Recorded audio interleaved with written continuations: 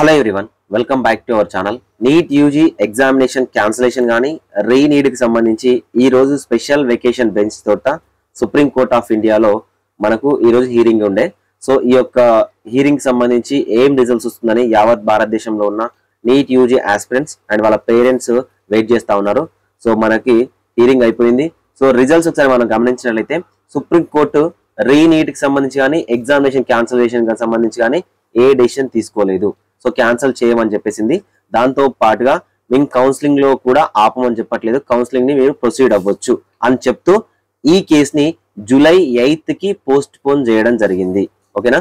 So July 8th కి post phone చేస్తూ ఏం చెప్పిందంటే, సో నీట్ ఎగ్జామినేషన్ యొక్క పవిత్రతని మేము పోగొట్టలేము, ఎగ్జామినేషన్ ని క్యాన్సిల్ చేసి, సో ఏదైతే పిటిషనర్స్ పేపర్ లీక్ అయిందని కానీ సో ఏదైతే ఫైల్ చేశారో దానికి సంబంధించి NTA national testing agency neat examination conduct చేసిన ఏజెన్సీ ఏదైతే ఉందో ఆ ఏజెన్సీ అనేది రిప్లై ఇవ్వాలి అంటూ ఎన్టీఏకి నోటీసులు అయితే ఇష్యూ చేయడం జరిగింది.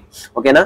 సో మనకు ఈ హీరింగ్ అనేది జూలై 18th వరకు పోస్ట్ పోన్ చేశారు. కౌన్సిలింగ్ ని ఆపలేమని చెప్పేశారు, ఎగ్జామినేషన్ ని క్యాన్సిల్ చేయలేమని చెప్పేశారు. దాంతో పాటు ఏదైతే గ్రేస్ మార్క్స్ సంబంధించి ఇంతకు ముందు కేసు ఉందో ఆ కేసుని ఎవరైతే చీఫ్ జస్టిస్ ఆఫ్ ఇండియా చేతుల మీదుగా ఏదైతే హీరింగ్ జరిగి పోస్ట్ పోన్ అయిందో అప్పుడే హీరింగ్ వస్తుంది అని కూడా చెప్పారు. సో కాబట్టి ఈ కేసులో ఈ రోజు మనకు వచ్చిన కంక్లూజన్ ఏంటంటే, రీనీట్ కి సంబంధించి డెసిషన్ తీసుకోలేదు, ఎగ్జామినేషన్ క్యాన్సిల్ చేయమని చెప్పేశారు.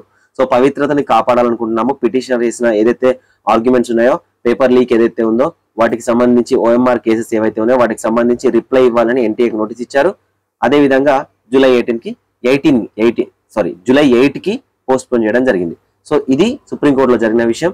సో ఇలాంటి మరింత మీకు యూస్ఫుల్ కంటెంట్ ఏమైనా ఉంటే మన ఛానల్ నుంచి ప్రొవైడ్ చేస్తాను. ఛానల్ని సబ్స్క్రైబ్ చేసుకోండి, వీడియోస్ని లైక్ చేయండి, మీ ఫ్రెండ్స్ ఎవరంటే వాళ్ళకి షేర్ చేయండి. నేను చాలా రోజుల నుంచి చెప్తున్నాను, సో ఏదైతే మనం ఫైట్ చేస్తున్నారో, ఏదైతే స్టూడెంట్స్ కావాలనుకున్నారో అది కంప్లీట్లీ జ్యుడిషియరీ పరిధిలోకి వెళ్ళింది కాబట్టి, సో జ్యుడిషియరీ తీసుకునే నిర్ణయాన్ని బట్టే మీకు ఏదైనా రిప్లై అనేది ఉంటుంది.